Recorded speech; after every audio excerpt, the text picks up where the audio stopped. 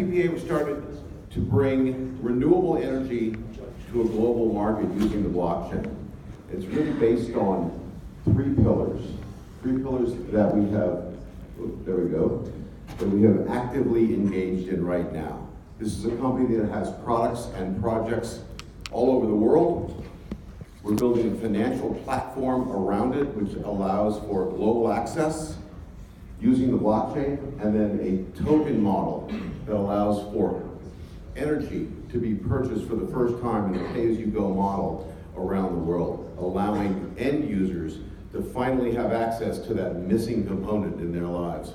Millions and millions or billions of people around the world who don't have access to energy or have inconsistent access to energy now have the opportunity to come into the 21st century. So let's talk about the products and the projects that we have around the world. We've got about 200 megawatts of projects already set up in our pipeline, either in contract or in discussions and letters of intent that will be realized upon funding through our crowd sale. One of the problems that these countries have that we work in is access to capital. They have a need for renewable energy, clean energy. They just don't have the capital to put down in these huge farms, if you will, solar farms, wind farms. So what we've done is we've used the crowd to fund power purchase agreements that will now give billions of people access to energy all over the world. So, first project that we're going to start on probably Q1 of this coming year is going to be in Haiti. Haiti, like Puerto Rico, was devastated last summer with Hurricane Matthew, took out their grid. We are now electrifying 42 cities that don't have infrastructure, putting smart meters in place so that the residents of this storm-ravaged area can now have access to energy on a simple pay-as-you-go model. In Argentina, we're doing 130 megawatts that's going to be replacing old fossil fuel generators, right?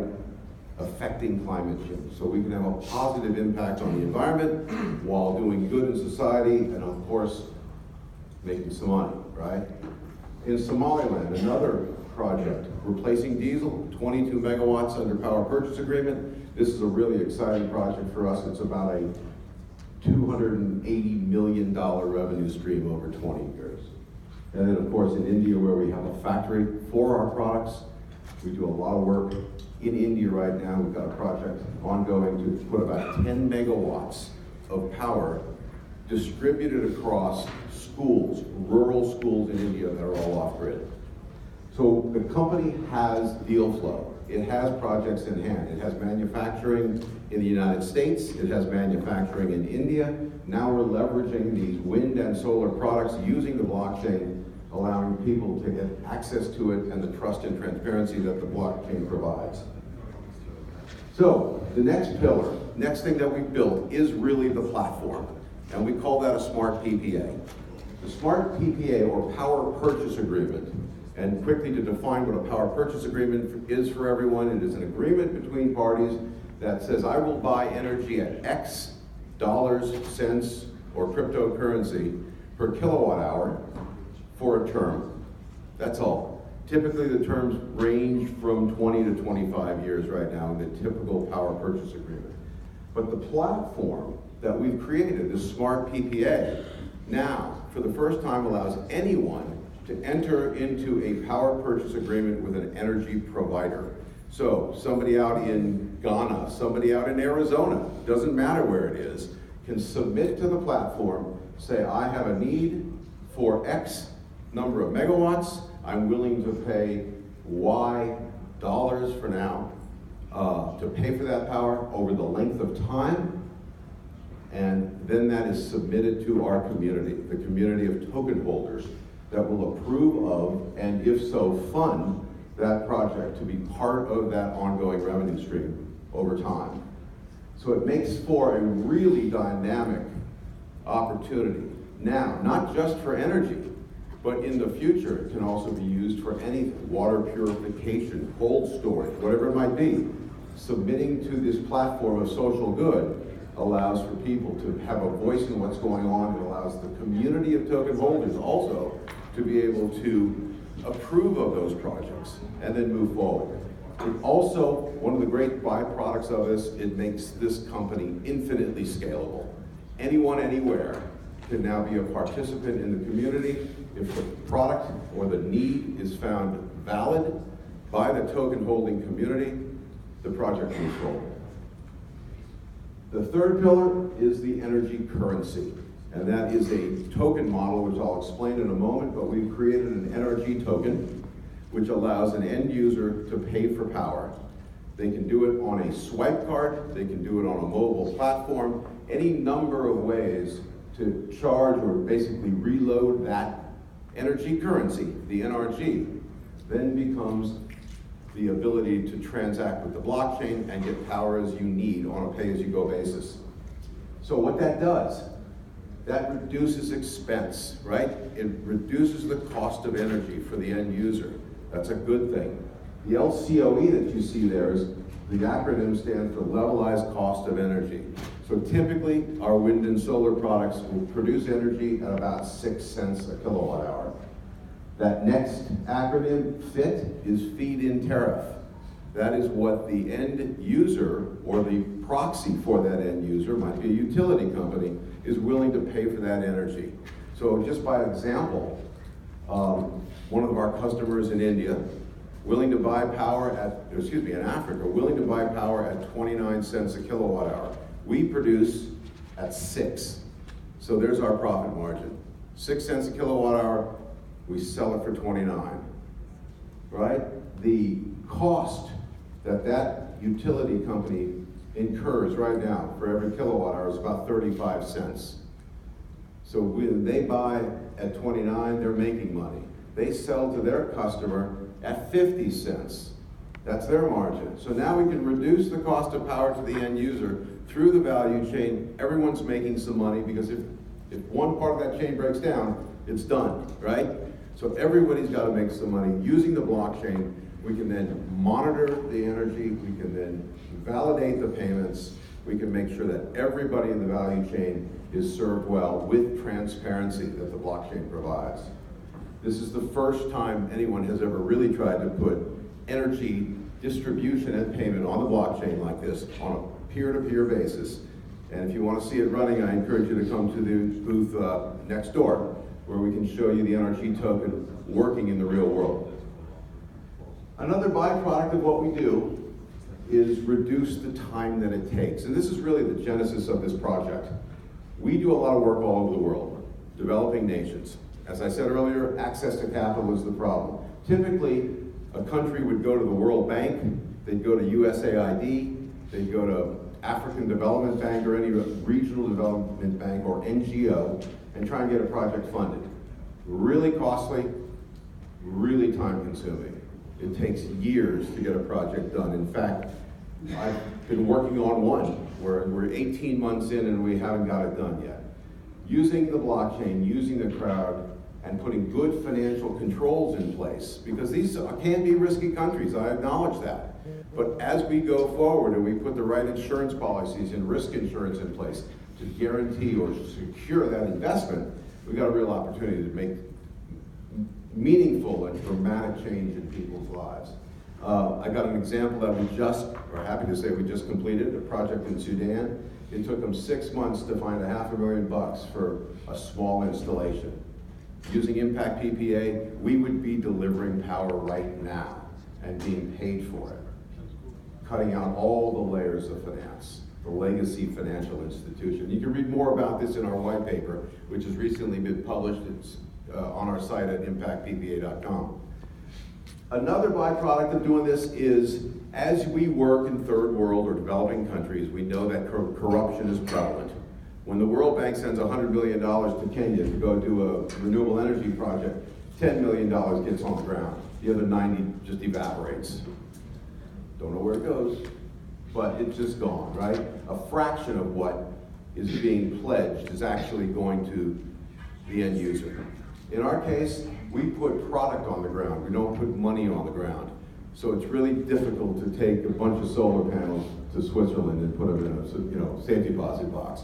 This will actually end up reducing corruption. We have to take care of local partners. We know that. That's part of doing business in third world countries, and we will do so.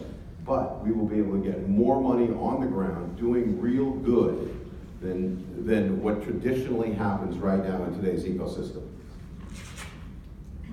So, the token model. The way we've designed this, it's a two-token model. The first token is called the impact token.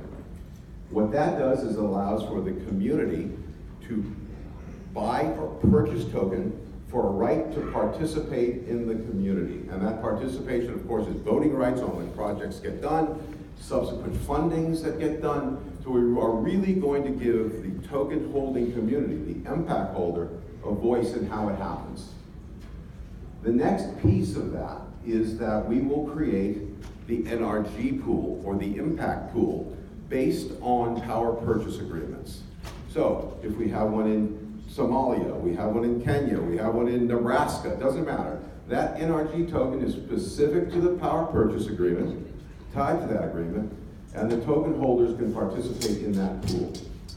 All right, so if the impact holder decides to lock up their token, they now have the right to use those tokens for their own personal use or participate in the sale of energy.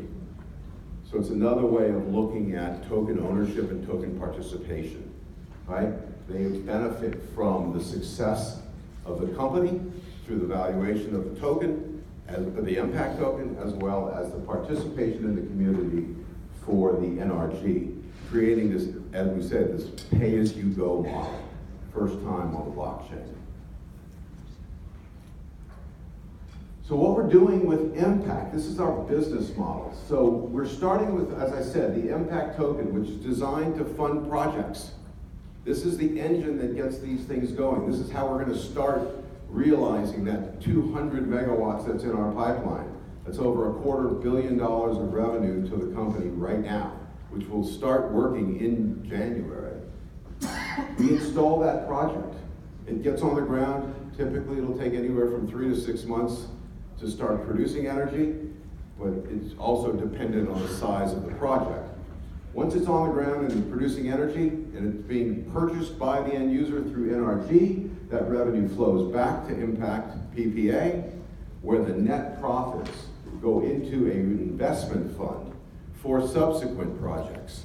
So as we grow this business, as we get more and more product on the ground generating energy, we will get to a self-sustaining point at which Impact PPA will be able to fund all new smart PPAs that come into the system. The community approves of that project, it's funded, it's recognized, it generates revenue, and it creates this cyclical form of financing so that we don't go back to the token holder, the impact holder, or the community for subsequent raises through the sale of impact. We can create a dynamic market this way so that we don't have the issues of dilution, right? We want to hold that back to create additional value for that impact holder. So the roadmap that we've got up here is what we've done. We started this project in May. Little side note, I've been in the renewable energy business for over 10 years, about 10 years right now. My partners and I have been all over the world. We've got products and projects that we have worked on in over 35 countries. We've got probably close to 5 megawatts on the ground and operational all over the world. So we understand energy. We understand working in these countries. So it's not like we're gonna have to go out and learn it all. We know it. We know what it takes to get a project done. The only question is, where does that capital come from? I think it can come from the crowd. I think it can come from a group of like-minded individuals who are concerned about doing right, doing good for the planet, doing good for these impoverished people who need energy. And we're not asking everyone to become Mother Teresa here, right? There's gotta be a reward for them. And we have designed a model that allows for that reward.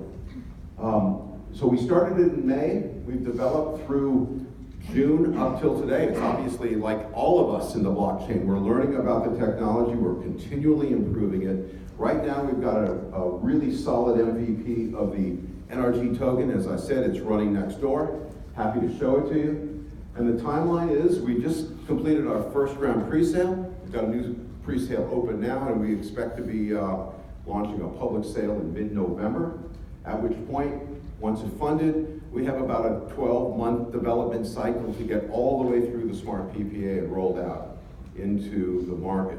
We're not going to say we're going to sit around and wait for it. We're going to roll this in stages. As soon as we start funding projects, NRG will go into the marketplace and will start generating revenue for the company. Smart PPA follows that with the impact token, and we expect that this will be completed early 2019 and rolled out. So this is a bit of our use of funds as projected right now for the public sale.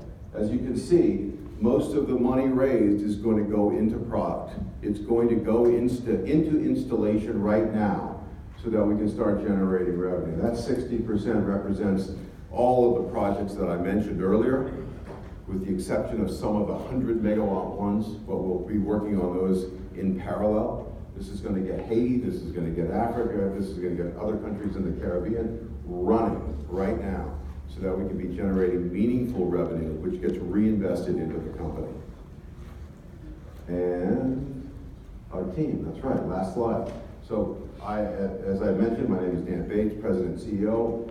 James Young is our developer, rock star developer leading the team, been involved in several very successful token launches. He and I have worked together for about 15 years, and then we've got business development. We've got a CFO, John Dong, who's been around for 25 years in public company management. So we've got an experienced and seasoned team that can take this thing through to the next level. I believe that's it. Yep. You can reach me here. You can come next door, impactppa.com. Great, good job. We got one question while we set up for the next presenter, so I'm going to bring the mic over here. So Cindy, you are. Hi, Mitchell Brown. Why isn't this a security token? Why is it not? With the participation in the community, we've been down this path. It's not a security. The way we're going about doing it is that all of the attributes of participation and voting rights and then approval rights. Revenue is not a bad thing. That revenue doesn't necessarily mean it's got to be a security, right? I'd be happy to talk to you about that in detail, yeah. Yeah, so you got a booth, right? So we can go over to your booth? Yeah. Awesome. That solves that, right? You gonna head over to the booth afterwards? You promise? Yeah. Okay.